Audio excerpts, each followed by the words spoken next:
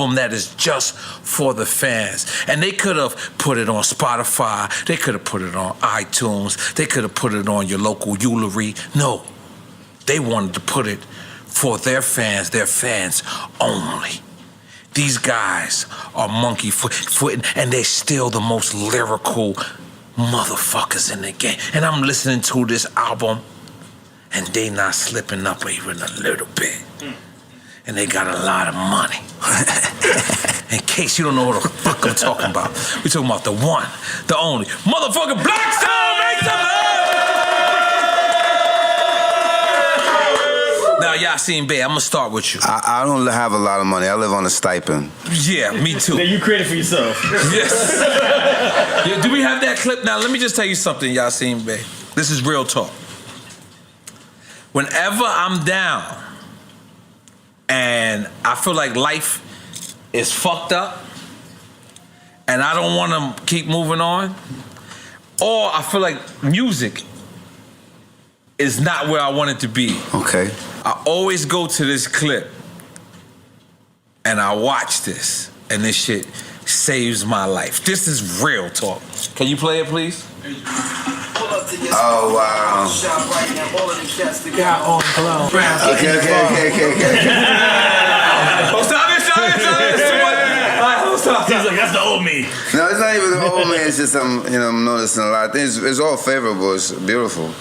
That blazer was gorgeous. Don't forget the fedora. The fedora's amazing. Don't forget the fedora. The whole thing was a good moment. I'm gonna tell you why I love that clip. The do-rag under the fedora was a good day. The success of your solo, the success of Black Star, the success of Dave Chappelle's show. Your bars are not supposed to be like that. Yes, they are. That's right. Explain. Yes, they are. Explain, because we're not. Again. This is what I'm here to do. Mm-hmm. This is Allah's gift to me. Right. So you must, put your crown on when you must. You always knew that? I was great at rhyming from the moment I started. I was 9 years old. I was never not good. Gee, I think we should make some noise for that. We don't need that confidence. I'm gonna be honest, and I swear to God, I really wasn't, because had we just did this interview, it would just be just us and not at the shack. I swear to God, this is something that really motivates me, because I fall out of love with music a lot. Like, I fall out of love with the business. Did I say business? No. Y'all know what I mean. It's nothing. It's not. You should fall out of love. Right. That means you're a human being. You know. I mean, it's not worthy of your love. Right. You know what I'm saying? The business is not the music, so you can fall in love. The art is another thing altogether. Right. I mean, the fence around it called the industry is just it's just a industrial fence. Right. So we had Talib on the show. And we actually asked him about your whereabouts at what the time. Yeah, because we had you was like a nomad at one point, right? I'm alive on planet Earth. My country is Earth. I'm from a country called Earth, like everybody else. So that's my perspective on life and living in places. I've never heard of this country. They got an L passport. Yeah, the war passport. Yeah, right. Because that was the rumor. The rumor was you went to Africa. I did. And you lost your passport, and then you became a citizen of whatever country you was in Africa. I'll tell the full story at another time, because that's like a whole other thing. Yes. I was living in South Africa. And during my stay there, I obtained a secondary travel document, which is well documented, the history of it and the provenance of it and the like. And I obtained one, and there was some disagreement between myself and the South African government as it relates to what they qualify as a valid travel document. Oh shit! And that was the old apartheid, remember? Because this is post-apartheid, but it's still the remnants. Apartheid has many different outfits these days. So I wouldn't classify so much as that, but it was an experience. I often invite people to look up the World Passport for themselves and just take it from there, because I'm not here to make up anybody's mind about anything, but that was a part of my experience. Okay, so let me not get my hopes up. You said the world's passport? The World Passport. If I'm a felon, I cannot fill out for that, right? Let's just be clear. You have to look it up, but I'm sure that there's some I just feel like I feel like I'm not going to be. You can't be a citizen in any country. Look at my hopes up. There's information out about it. Anyone is invited to check it out for themselves. I don't. Sounds like a community of people needs to be a part of this. I don't want to, What's that shit? Global citizen? They shut me down. Me. Global citizen. Yeah, you can't. No, nigga, you felon. No, but you came up Low entry, yeah. You came up because when I did your show the first time, I said we going to Africa. You said, do they got W's in Africa? The hotel, right? I was out of line. In fact, they do. No, they got nice hotels in Africa. Real nice. No, but you was like, yo, I'm going to stay at the W. Yeah, because you know why? They used to lie to me. They used to tell me I had to get vaccines. I had to get shots. It depends on the country you're going over there. This was South Africa. I went this South was African African totality at this time until I met Akon, and then Akon said, "Nigga, you come out there, no vaccine, nothing." And I was like, I don't know if I believe you anymore, Akon. Okay? He just sold everything to me. He was like, "Come on, Nori, let's just go." I was just like, "I forget you from Jersey City. Y'all niggas is different." I forget you from Jersey City. Yeah. Wow! Shout out to Akon. So let's just get back to this album, right? You guys, these fans have been begging for this album for so long. So on this is like a two-part question, because on one part, you gave the fans everything they wanted, but and then some. And then some. But to this generation, this might be the most laziest generation I've ever seen. Like, they have Google. No fear of time. Yeah, they have Google, and they'll still be like, well, how do I get it, right?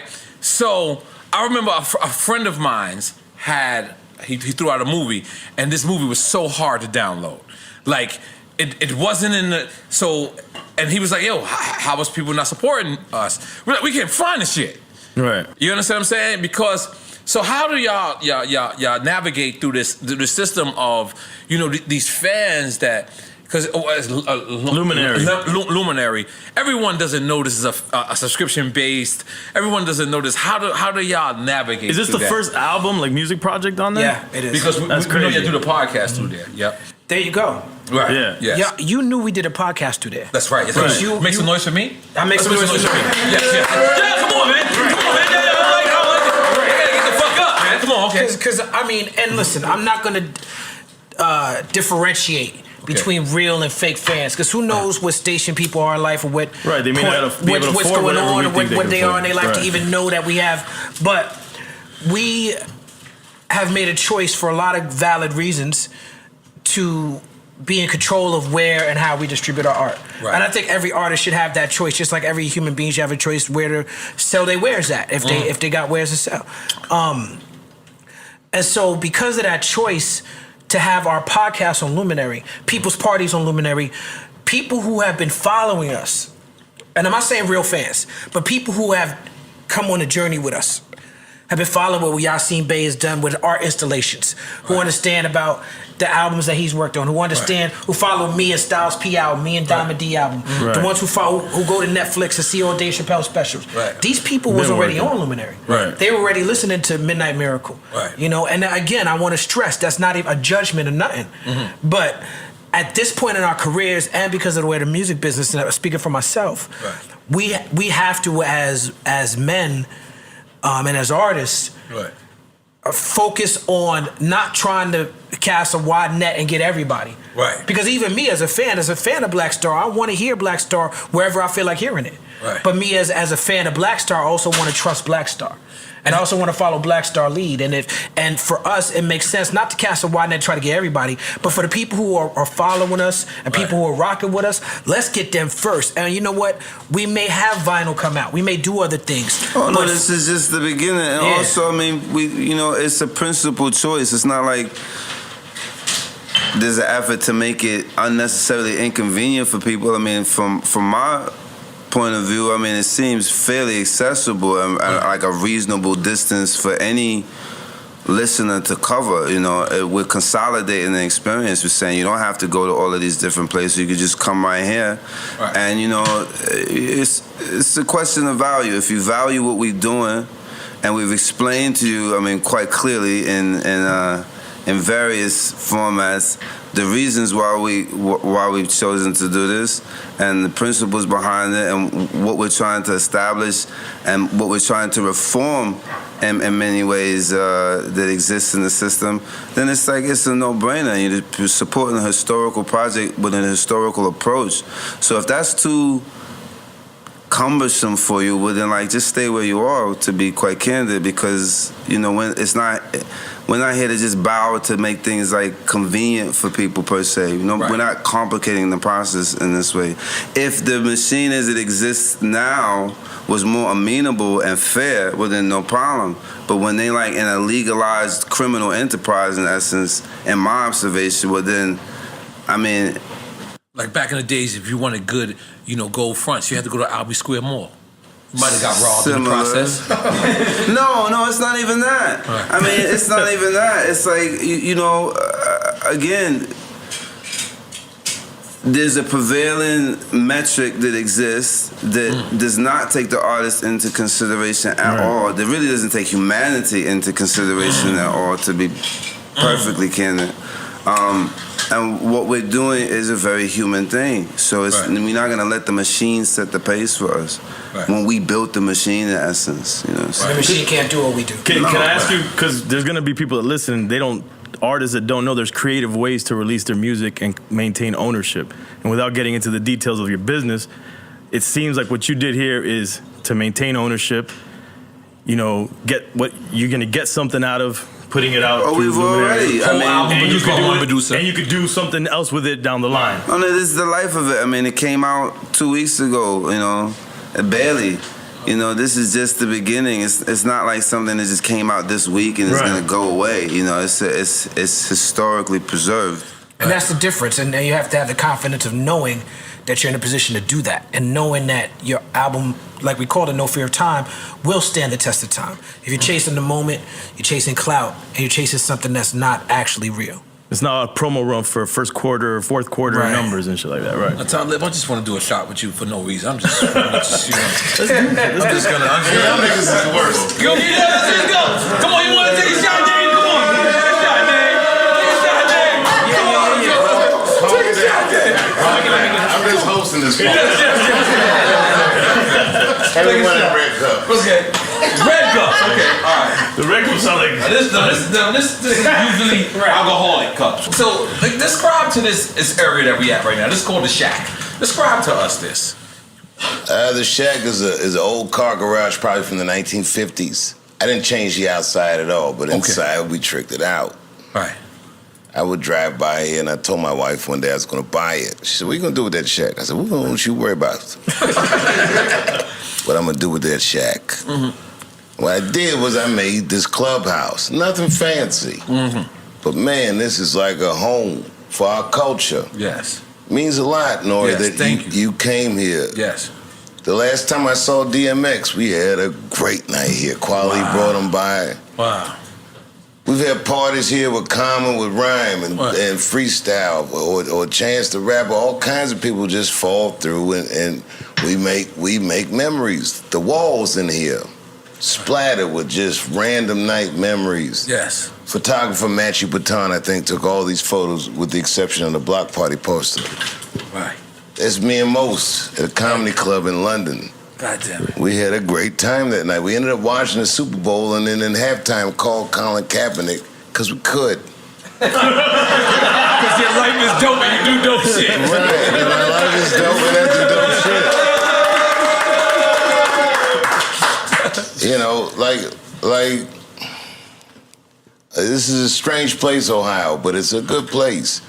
But the memories we made here are legendary. Things have happened in this room, in this town, people wouldn't even believe. Right. And Quality's a regular, Yassine's a regular. We recorded some of the Black Star album here in this room. Right here. So can I say something? Because, Yes, sir. Because a lot of times people move to Miami and say, I'm never coming home.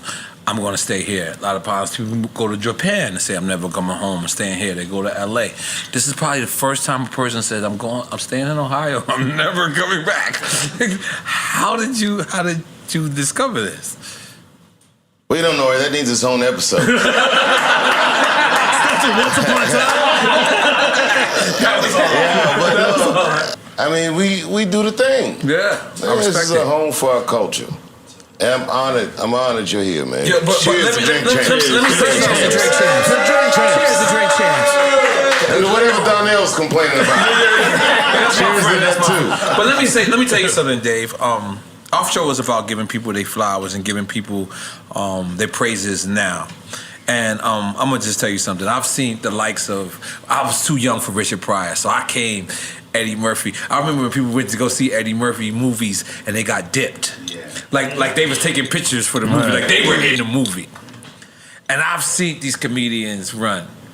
And I've always seen people go Hollywood and, leave certain people. The thing that's special about Dave is you always have hip hop with you. When I did Chappelle's show and I wanted to do music, I couldn't get people to come on. I would reach out to artists and they'd be like, who could you remember that you tried to get? I'm not gonna say any names. Nori, he's a dirty motherfucker for doing that. I definitely want to take another shot. Niggas that you know and love and I know and love said no, but Really? In their defense, no one ever heard of the show, anything. So Donnell, come over here too. Everyone come over here for 1 second, because this is a funny part. This is all funny. We know. Yeah, go over there. We know. Listen. Most professional. That's the y'all see Hold up, we got a Donnell mic for you. and Dave. Yeah. Me and Talib has always been great. I felt like after I had a certain person on my show, we even got tighter, which is not heard of, because when certain things like that happen, most people you separate. I was with I had Talib Okay. when that Drink Champs came out. Okay, so I had to warn them. I know Me you. and EFN called each other, or I called you, or you called me, or whatever. We called each other, and we said we can't let this come out without us telling. Hold on, stay right there. Without telling Talib first. So I would like to ask y'all, where was y'all at when y'all first heard Kanye say? This was not the Kennedy assassination, first of all, nigga. Where were you? I'll never forget it. I was eating mashed potatoes when it came across the wire. Across the tube. Shots fired. But we were together. We were in Denver. Yeah, we were in Denver. And what happened in Denver? Because y'all getting high, obviously. Look. No, Nori. The only reason we're even smoking and drinking and entertaining this tomfoolery is because we're on a show called Drink Champs. That's right, it's all my fault. That's right. What do you mean, Drink Champs? Nigga, I'm standing next to the Drink Champ. Nobody's fucking with him. So y'all in Denver, and what happens? I don't remember. Listen, Nori. Listen. Pop culture is a desert right now. And your show is an anomaly. And that Kanye West interview you did was one of my favorite things that I've seen in all of pop culture in recent history. Sincerely. Thank you, Dave. I fuck with Kanye, Right. but man, I ain't seen him like that in a minute. Right. It was funny. Right. It was engaging. And then this nigga had to go in on Quali's hat. On his hat, you said? On his hat? He went on Quali's hat. Yes, I forgot about his hat. He said something about Quali making baseball hats popular now. Ain't no disrespect, nigga. I laughed. I would like to big you up, Talib, because honestly, I could tell the first 2 days we spoke, you were hot. Okay. I can tell, but you trusted me as a friend. And I was really respect that because you knew I said, yo, Talib, I couldn't stop anything. You know, like once a person starts to go, and a person of that caliber, it's just like, damn, what do? I can't throw a muzzle on them. But you could have took this the wrong way. You could have called. What are you talking about? No, what are you talking about, nigga? No, because I kill that motherfucker for that baseball hat comment. Nobody makes fun of my hats. Nobody. This nigga was not hot at all. I was with him when he saw the nigga was laughing immediately. Yeah, he was not. But my first 2 calls, I was nervous. Okay. But then the third and fourth and everyone, you kind of like just brushed it off and was just like, but you said something to me that was very, very, probably the most popular, probably the most illest things I've ever heard in my life. You said to me, the thing about Kanye is, even when he disses you, he helps you. And you said the problem with him is he knows that. I do remember saying that. I agree with that. So I didn't hear a diss. I heard a diss. Because you be wearing them hats, nigga, but I heard an alley-oop. I heard an alley-oop. I did. I had fun with it, but you know. Do you think? Are you getting phone calls? How is this? How does this? I mean, obviously, me and EFN called you, but the episode drops. Are you getting phone calls? How does this work for you? Oh yeah, that was good times. It was good times. It felt like, you know what it felt like? It felt like having a hit record out. Wow. Yes. That's how it felt. The way that I remember, like when Get By was out. Wow, that's how it felt. Get By. Yeah. It just it just you know, it reminded me of what Kanye meant to the culture, and you know, the hat shit was funny to me. Right. It was hilarious. I thought it was. I laughed. But I didn't even realize you wear hats like that. No, but it's funny. Until then, I was like, it's oh, funny because shit, Nora, you helped me because y'all put it in 2 parts, right? So it was a cliffhanger with this shit, right? And the first part, he just dissed me, and I didn't see the second part. Right. So the first part, I was like, oh, that was weird. But the second part, you was like, yo, but didn't you just see him? And what you was talking about was pictures at Dave Chappelle comedy show, which was on my birthday. I DJ'd. I'm DJing. Dave says Kanye gonna show up. Kanye shows up, no security, nothing. I'm like, okay, I'm gonna play an all Kanye set. He sat next to me. We had a great time. That was like a month before I saw him on Drink Champs. Wait, where was this? At the stand. And I brought it up. But nah, you know, it was my birthday, so I had all my people with me. Okay. A lot of Flatbush niggas. And a lot of baseball hats. So when Kanye said, it's gonna be 12 niggas with baseball hats, I knew exactly which niggas he was talking about. You know what I'm saying?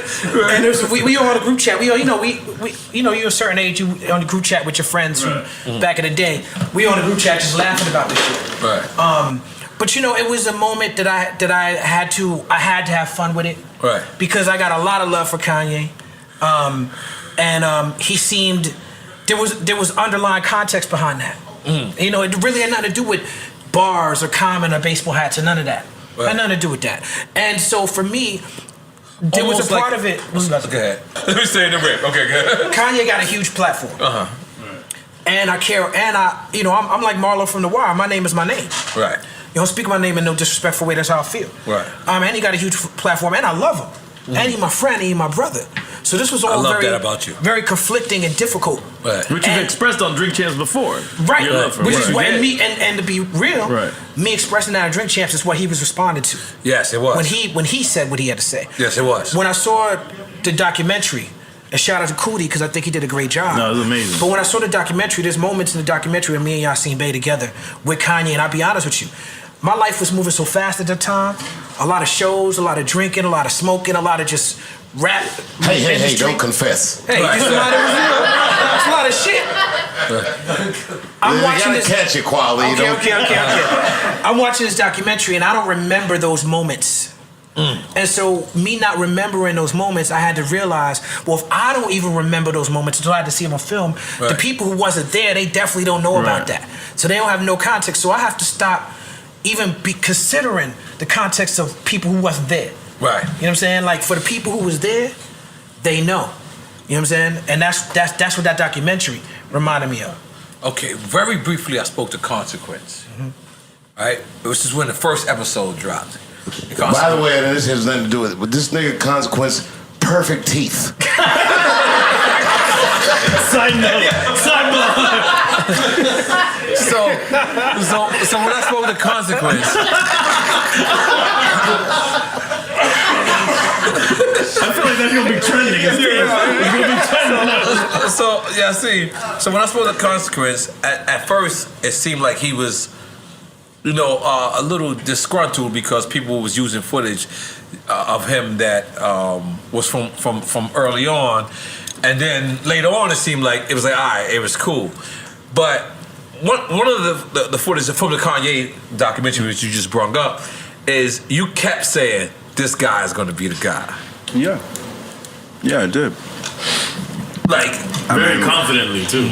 Yeah, I mean, I think you even said you was going to do a whole album together. It was fairly obvious to me. Right. I mean, from the get-go, where that was headed, where it already was when we met him. I mean, he was an amazing producer. He had all the star quality. He was different. He challenged, in my opinion, a lot of the macho notion that's associated with hip-hop specifically. Like he even just said it recently, he said you won't do 4 years in college, but you do 25 to life. That's a disrespect to every gangster nigga in the world. No one even caught that. Wait, he said what? He said you won't. He said you won't do 4 years in college, but you do 25 to life. What he's trying to say is. Pardon me, this is very hood what I'm doing. Yeah, It's all good. Okay, do you have any dental? No, he's saying that where we place our value. Yeah, where you place our value. And then he also said millionaires wear chains. Like it's also like you dissing a millionaire. I've never heard this before, but I'm in. Who is this millionaire? Kanye. Yeah. Which millionaire he did? All of us. He said millionaires wear chains. I had to tuck my shit. I'm talking about that. Well, now you look ridiculous. Bring all that up. Millionaires wear high river fishing boots. Made out of nitro rubber. Right. I see what you're saying on the documentary, and I see what even Dave said when Dave said, like, he was watching these clips with Kanye, and Kanye was said, I'm dope when I'm doing dope shit. But what I'm trying to get from you is, what was the actual thing that you knew that this guy was great? You listen to the beats. He did the truth for Beanie Siegel. So you talking about just the beats? The music, just the music. I said, listen, if this guy is 50% as good rhyming as he is with them beats, well, it's a runaway hit. Right. I mean, Diamond D is another MC producer. Sun Smells of Hip Hop is a classic. Pete Rock, who even just kind of like flirted with rhyming sometimes, but whenever he would do it, it was a pure thing. High Tech is the same way. Dilla's the same way. Pharrell. Yeah. Kanye just took it to the fullest, extension where he was like, no, and people weren't trying to accept Kanye because he didn't fit into the archetype of what has been sold as a solo rapper image. At that time, he changed the paradigm for what was possible in terms of an audience connecting with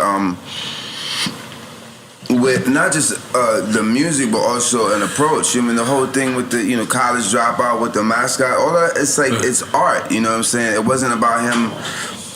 I'm on the block doing this and this and that. But he made songs that appealed to everybody, no matter where you were. It was just good music. I mean, Good Life is not about some sort of macho posture. It's just dope. So that's what I appreciate about him.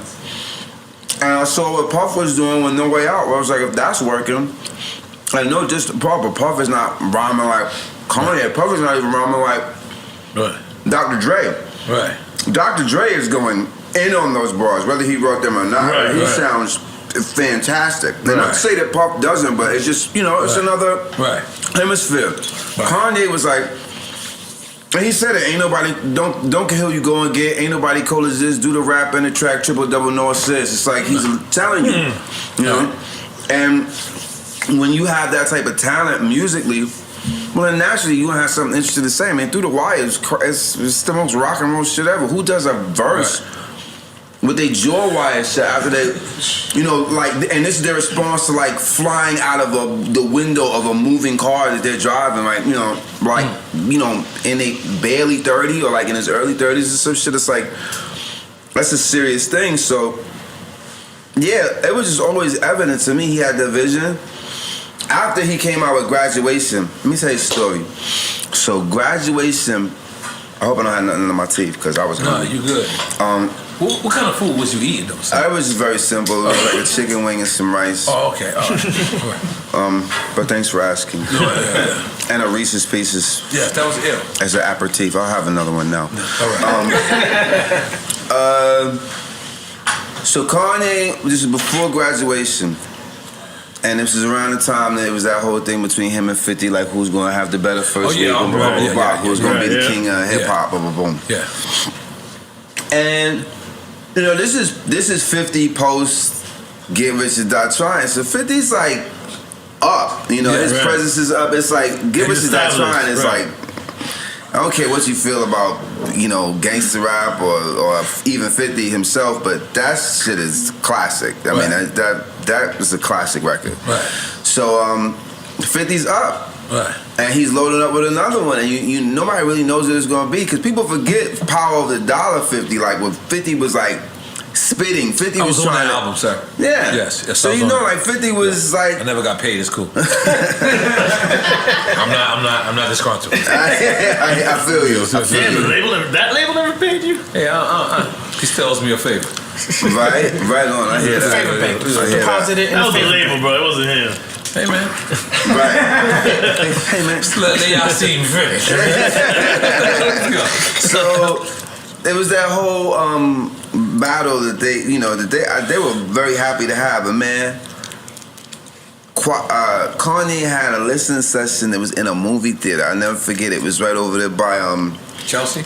No, it was like in the back of the old Def Jam building, like in the 40s and 50s, like just off there, like by where the Cats Theater is. You walk that block over, it's like 40. Oh, by Broadway. The Winter Garden. Yeah, by the Winter Garden. It's not Sony Studios, but it's like 49th and it's before 10th, so it's like 9th. It's right there on the corner where that old Def Jam, Universal used to. So anyway, it was a local movie theater that was there. And what Kanye did is that you came into the movie theater, he had programs for like all of the songs and some of the lyrics and all of that. So caramel popcorn and edited visuals from anime movies that he liked and played that in sync to the music.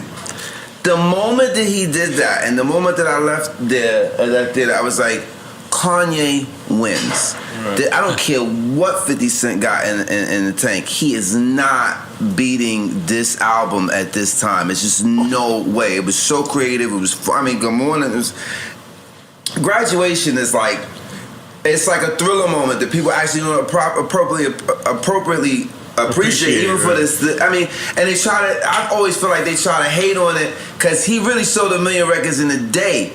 I don't care what they say. I don't know shit about the space program. This is the battle between him and 50. They say he sold 900. His first day release, not the first week. It's the first day. If I'm not mistaken, it's either first week or first day. I believe it's the first day. 50 sold 700,000 copies. This is before Spotify and all of this. We know. We physical sales. Physical sales. We dinosaurs too. Kanye sold 900,000 pieces, which means he sold 1 million pieces, and he don't want to say that. Round it off. Let's quit playing games. Yeah, let's stop playing. It kept the record industry like floating for at least the next 5 years with that, and it helped them transition into this whole streaming model. Because they was sitting on cash. Who performs like that? It wasn't Coldplay. It wasn't U2. It wasn't any other genre. It was Kanye West with a beautifully, cleanly produced album that was pure hip hop. Barry Bonds, like, what are we even talking about? This shit was out of control. Right. And I was like, 50's, he don't have nothing in response to that. He was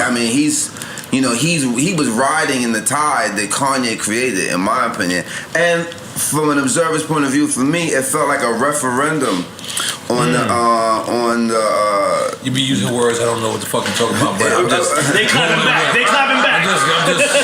I've been this whole time. I've been like, yep. I haven't been knowing nothing. A referendum is like it's like a vote. Okay. It's almost like a public petition. Okay. Right? Yeah. It's not exactly a vote, but it's something that happens before a vote. Okay. But they have silent cultural referendums, like this side or this side is going to determine the cultural direction for this group for at least the next 5 years, if not the full generation. And in my opinion, that's what Kanye West's Graduation album did. It opened up the paradigm creatively for what could be viewed as groundbreaking and inventive, and also having big scale. And there was no one at that type of pop culture scale who was being that creative, you know, like particularly in hip hop. So it's a big moment for the culture. I mean, and you know, this kid from Chicago that everybody slept on because he was wearing hard bottom shoes and you know, fucking cardigans with button down shirts. But not everybody dresses like that. Well, at least wants to, you know, like, you know, Kanye just stayed true to himself. I think that's what's the real parable. It's not about following a style that somebody introduced to you. It's about being you, you know. Right. And this whole notion. Authentically you. Yeah. So let me ask you. There was a cover, right? I believe it was you, Black Thought, and Pharoah Monch? Pharoah Monch. That's Source Magazine. Source Magazine. Source Magazine cover. This is Backpack. No, I mean. Okay, let me tell you what the outsiders looking in was saying. Backpack hip hop is at the forefront now. Well, I guess, but you know, I mean, even that. You remember the cover? I'm talking But about. even the backpack culture never accepted that terminology either. It was like it's Backpack. something that people came up with to try to like. You know, I get where people coming from with it, but it was like it never stuck because it doesn't have any gravity to it. It's like, what do you mean? Backpack. So is that a derogatory term? No, it's not. You know what it is? It's like, okay, so I grew up in Flatbush, Flatlands area. It's a two-fare zone. And so when we went at that time, Greenwich Village, Lower East Side, to go to parties in the city, we hop in the turnstile, we had backpacks on. And it was a very practical New York City thing. We also had the backpack was also like could be like a sign of dangers, motherfuckers. Yeah, because you got a gun in there. I used to pack a deuce in the tray, deuce in my bubble goose, then I pack a gat in my knapsack. Them kids That's walking what around it with was. jazz But statues are cool now? But then you started seeing, then you start seeing in hip hop videos, you start seeing Grand Poobah with the backpack on. Then you have kids from the suburbs coming to the city. Let me tell you. wearing